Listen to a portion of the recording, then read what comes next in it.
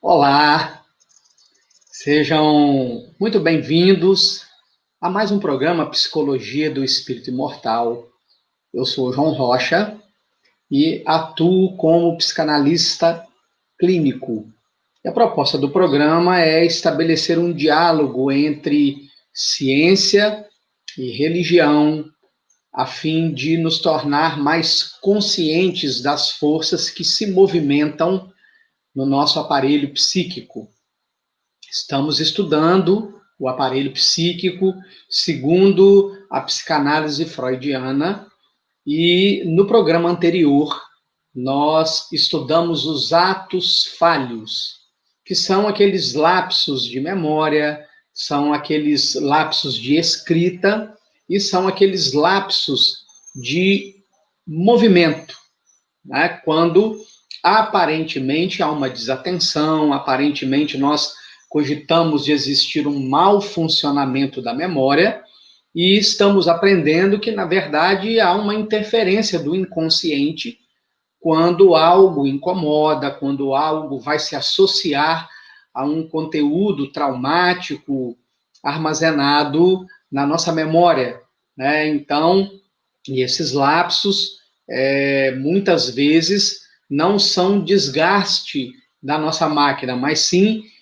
eficientes interferências do inconsciente no consciente, para indicar que algo em relação àquela interferência precisa ser olhado com maior cuidado. Se levado à luz de um processo analítico, facilmente se descobre o que está no inconsciente, qual foi a força que levou à interferência do inconsciente no consciente, produzindo assim o ato falho.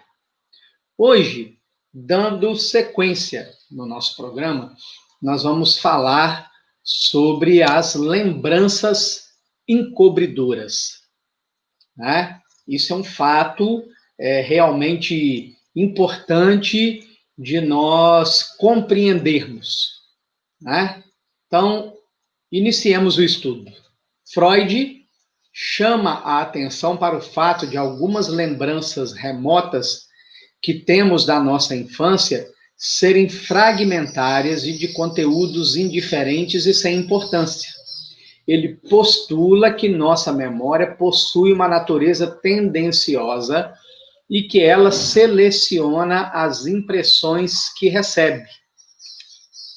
Exemplo: na infância, as lembranças indiferentes surgem pelo processo de deslocamento, ou seja, as lembranças não importantes substituem as lembranças importantes, cuja recordação seria desconfortável e impedida pela resistência, porém possível através de uma análise. O conteúdo aparentemente insignificante das lembranças encobridoras possui um vínculo associativo com outro conteúdo que está recalcado. Muito bem, vamos compreender de uma forma mais ampla e profunda o que está descrito aqui. E o nosso ponto de partida é o que a psicanálise freudiana vai asseverar a respeito do período da primeira infância e algumas outras correntes da psicologia, mesmo que asseverando de maneira diferente, todas as duas correntes acabam ressaltando que esse período da primeira infância é o período mais propenso aos traumas. E por quê? Segundo a psicanálise freudiana, a criança nasce sem ego. Se perguntar a uma criança de 4 anos de idade quem ela é, o que o nome dela significa, o que o sobrenome da família significa, se o bairro que ela mora é um bairro de qual classe social, se a casa dela é boa ou ruim, se ela é feia ou bonita, essa criança não tem essa noção de importância. Algumas outras linhas da psicologia vão dizer que a criança nasce com ego, porém, esse ego é muito frágil, né? Ele não é um ego ainda estruturado. Seja um ego frágil, pouco estruturado, ou seja, não ter o ego, o fato é que tanto numa circunstância quanto na outra, ter o ego frágil ou não ter ego, significa que nós não temos defesa. E não ter defesa, não ter o filtro da realidade, que é esse o papel do ego, né? O papel do ego é testar a realidade, é colocar um filtro em tudo que vem de fora para dentro, em todas as impressões que os sensores do corpo captam, significa dizer que tudo que vem de fora vai marcar. Se positivo, ótimo, estará marcado na memória, no inconsciente, experiências prazerosas, experiências com peso positivo. Mas se essas experiências forem de caráter negativo, nós teremos, então, o trauma. E, dentro dessa linha de raciocínio, nós precisamos compreender, e aí, meus amigos e amigas, eu chamo muito atenção para isso, né? A criança faz leituras das situações que ela vivencia de maneira extremamente particular, por razões muito óbvias. O cérebro da criança não está no mesmo ponto de desenvolvimento do cérebro do adulto. Consequentemente, a noção, a visão de mundo, a noção de realidade da criança é diferente do adulto. A compreensão da criança é diferente do adulto. O raciocínio da criança é diferente do adulto. O emocional da criança é diferente do adulto justamente porque não tem o filtro do ego. E aí eu posso colocar aqui para vocês um exemplo, um caso clínico, uma casuística muito clara, né? Uma paciente que nos procura para um atendimento analítico, relatando que a preferência dos pais pelo irmão estava causando conflitos, né? Essa paciente é uma mulher adulta, né? Dizendo que essa preferência causava muitas brigas, muitas discussões entre ela, a mãe e o pai. E quando nós iniciamos o processo de análise, investigamos e detectamos que a problemática estava, obviamente, enraizada na infância, nós lançamos mão de um recurso que temos utilizado com muito sucesso, que é a hipnose com a regressão ao período da infância. E uma das primeiras memórias que surgem deste período é essa paciente calma, tranquila, na sala da casa dos pais, e o irmão absolutamente agitado. Um irmão que não parava, um irmão que se movimentava o tempo todo, um irmão que chorava, um irmão que gritava. E ela, mais nova que o irmão, observando o irmão nesse ritmo, nesse comportamento, nesse estado de coisas, ela sentia angústia, criança, de ver o irmão nessa condição. Então, vejam, nós podemos fazer uma releitura. Na verdade, não existia uma preferência dos pais pelo irmão. O irmão expressava uma necessidade. Ela dizia que os pais asseveravam que ela já foi aquela criança que veio pronta. Uma criança que não dava trabalho, uma criança que não chorava, uma criança que não gritava, uma criança que fazia as refeições sem nenhum problema, que dormia nos horários corretos, e o irmão foi dormir uma noite inteira aos 8 anos de idade. Então, vejam bem. Eis aí a questão que nós mencionávamos ainda há pouco. A criança faz leituras muito particulares. Os pais, por sua vez, por ignorância, por não entenderem as questões de natureza psicológica, têm comportamentos que favorecem o trauma. Por exemplo, hoje a psicologia já afirma com toda convicção que o bebê já sente ansiedade. Olha só, olha que dado importante é esse. Um bebê sente ansiedade. Quando ele acorda, por exemplo, num ambiente e ele está sozinho, né? O não visualizar a mãe, ou o pai, ou alguma figura que lhe é conhecida, provoca ansiedade. Imagine então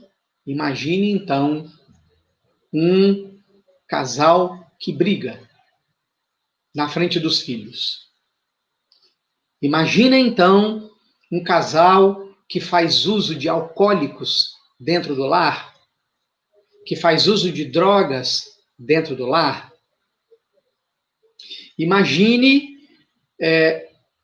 algo que nós também temos detectado muito na nossa prática profissional, pais que estão fisicamente presentes dentro do lar, mas estão ausentes afetivamente.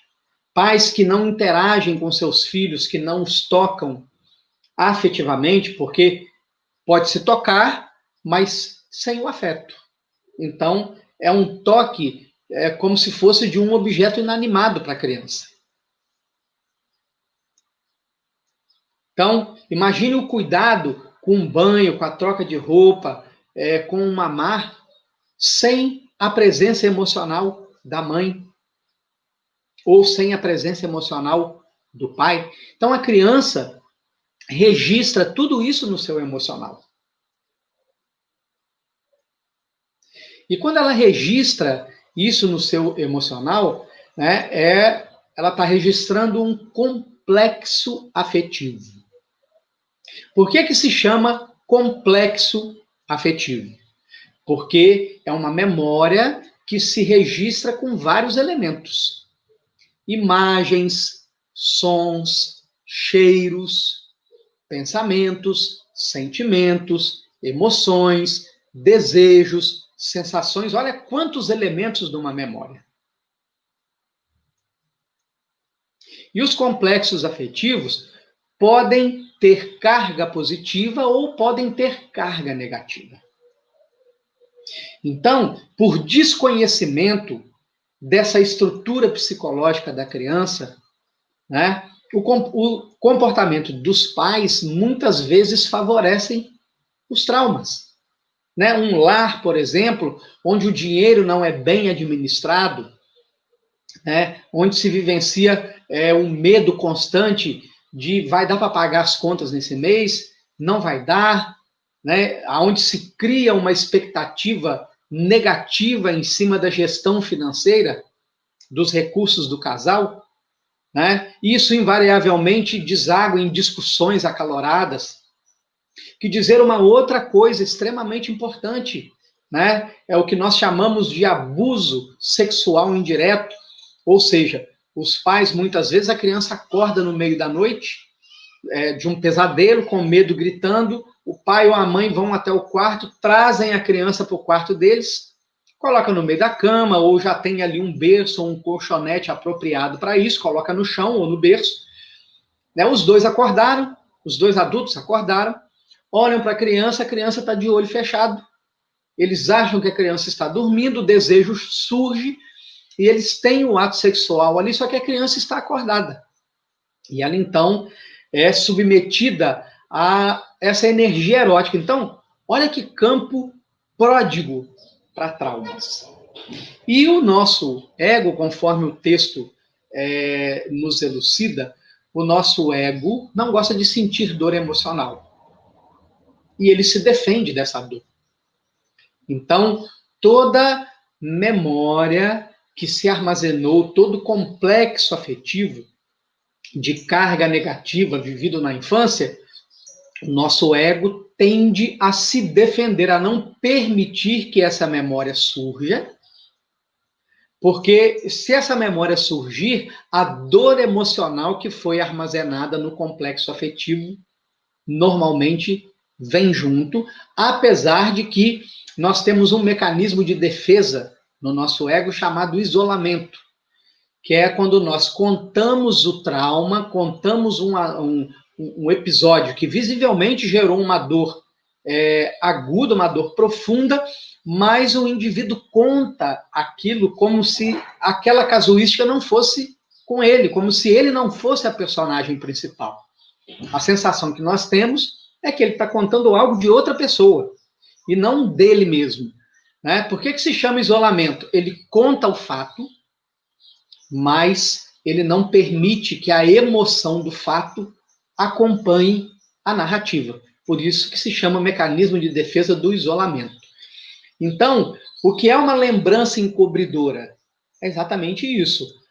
O ego permite que uma memória sem importância da infância surja e esconde, né? É como se fosse um mecanismo de enganar, né?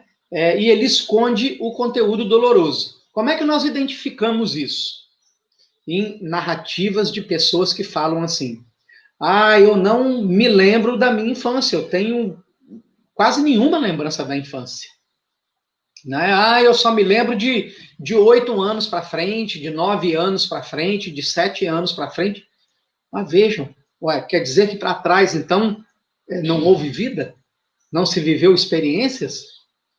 Então, quando existe a dificuldade de se lembrar de determinado período, é preciso acender o sinal de alerta. É bem provável que naquele período, naquela fase que se tem a dificuldade de recordação, e é claro que nós não vamos nos lembrar detalhadamente de todas as vivências da infância, mas também dizer que nós não nos recordamos de nada, significa concluir que muito provavelmente existe a presença de trauma no período da infância, que num processo de análise, quando se vai investigar, né, acaba se descobrindo que houve sim uma vivência de trauma naquele período, e esta era a razão pela qual, como se tivesse apagado aquela lembrança. Nós chamamos tecnicamente na psicanálise de recalcamento. Né? Escondeu-se tão bem a memória negativa que ela está recalcada no inconsciente.